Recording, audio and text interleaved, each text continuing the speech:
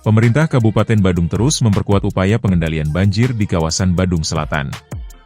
Salah satu langkah strategis yang kini disiapkan adalah pembangunan sistem long storage di alur Tukat Mati, guna menampung dan mengendalikan debit air saat musim hujan. Informasi yang dihimpun pada Jumat 27 Februari, program tersebut telah memasuki tahap lelang melalui Sistem Pengadaan Nasional INAPROP.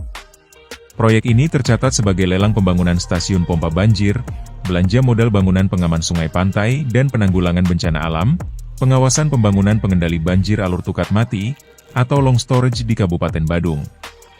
Proyek tersebut dibiayai melalui APBD Kabupaten Badung tahun anggaran 2026, dengan nilai pagu paket sebesar Rp846.562.923 dan nilai HPS paket Rp846.497.338.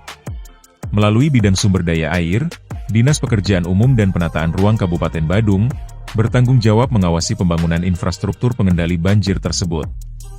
Program ini dirancang sebagai bagian dari upaya jangka panjang pemerintah daerah untuk mengurangi genangan yang kerap terjadi di kawasan padat aktivitas di Badung Selatan. Parwata, Bali Post.